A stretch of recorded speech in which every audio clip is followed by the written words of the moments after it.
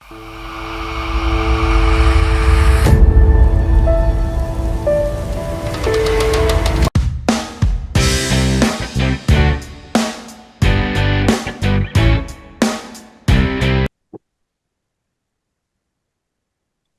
हमारी बहस है जी, ब्लड रिलेशंस।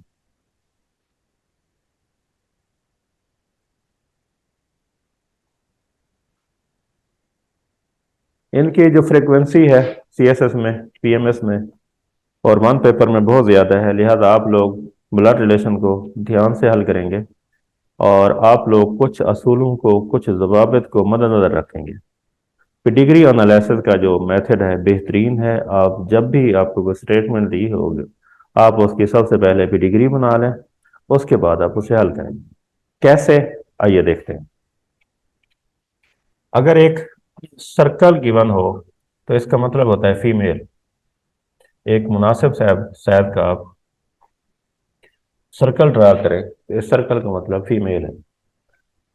बॉक्स, अगर इस तरह का स्क्वायर बॉक्स हो तो उसका मतलब होता है मेल। अगर एक तरफ सर्कल हो और दूसरा बॉक्स हो, उनके दरमियान ये जो लाइन है, उनके दरमियान ये जो हॉरिजॉन्टल लाइन है, वर्टिकल नहीं, हॉरिजॉन्टल लाइन है, ये हॉरिजॉन्टल लाइन मैरिज को शो करती है। इसका मतलब है कि ये मैरिड है। मीन, अगर ये खातून ए है और ये नौजवान मेल है तो इसका मतलब ये हुआ कि A is the wife of B, B is husband of A. तो इस तरह ये जो लाइन है ये मैरिज की लाइन है। नेक्स्ट देखते हैं जी।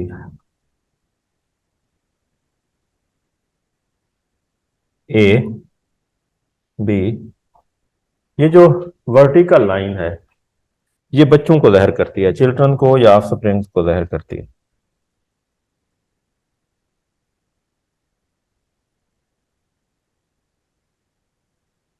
जी,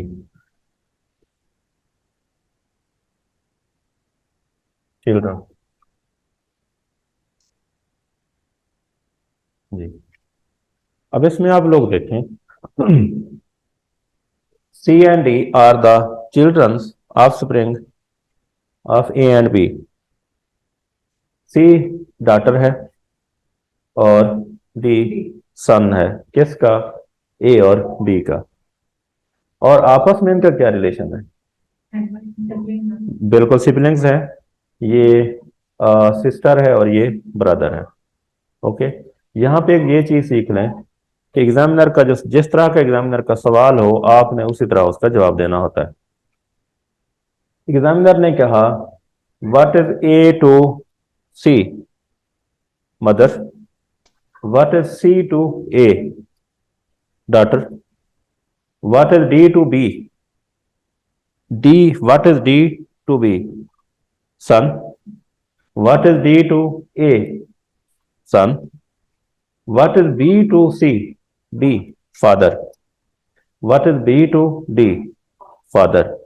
जिस तरह का एग्जामिनर का क्वेश्चन हो उसी तरह का जवाब देना है। अगर एग्जामिनर ये पूछे what is the relationship between C and D, what is the relationship between C and D, siblings, sister and brother. What is the relationship between B and D, father and son. जी, जिस तरह का question हो उसी नोयत का आपने जवाब देना है। नेक्स्ट आगे बढ़ते हैं। This is A, this is B.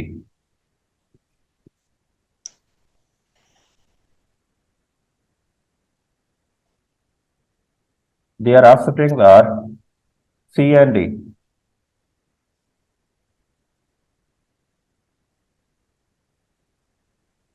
जी,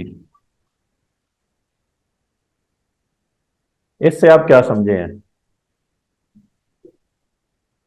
कि डी की शादी हुई है ई से।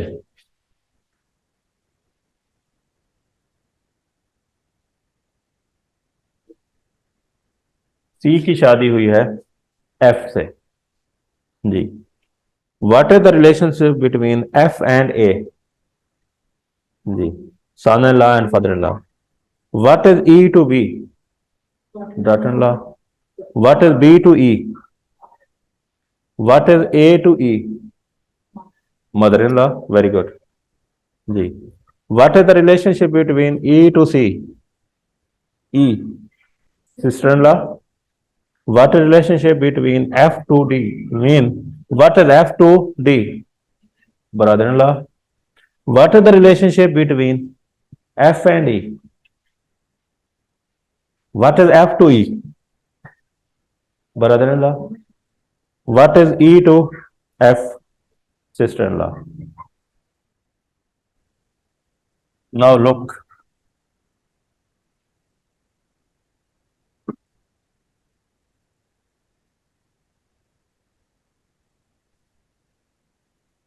DH.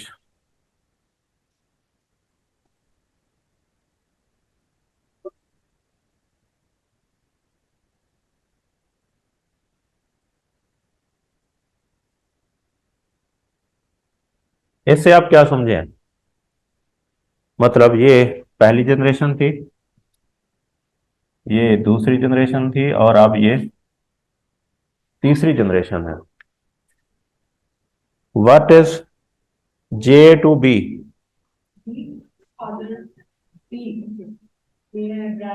Grandson. What is I to A? Granddaughter. What is H to B? Grandson. What is G to A? Granddaughter. What is G to D? जी, niece. What is H to D? Nephew. What is C to J?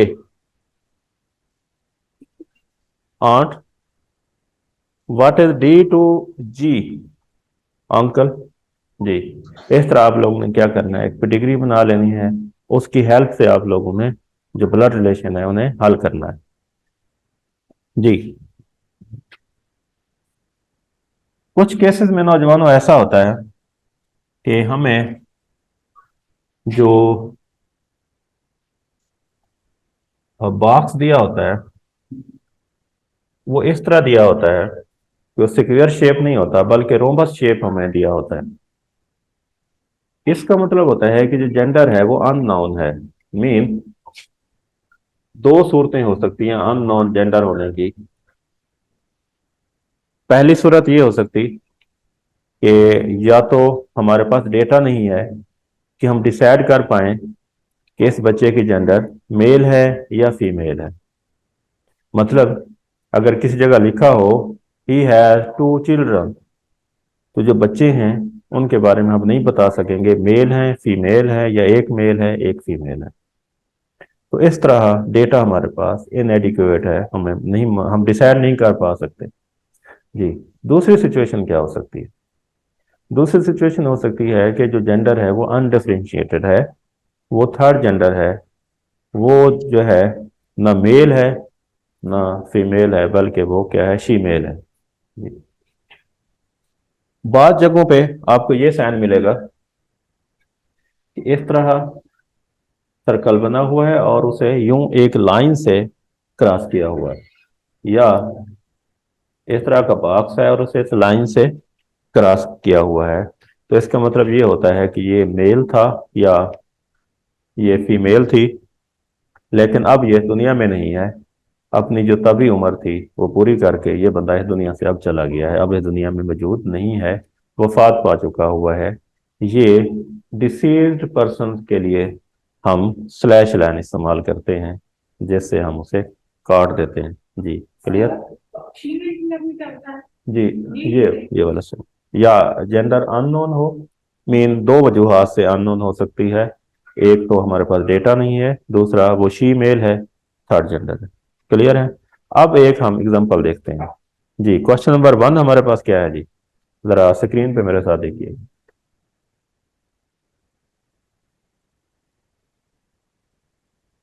Ji,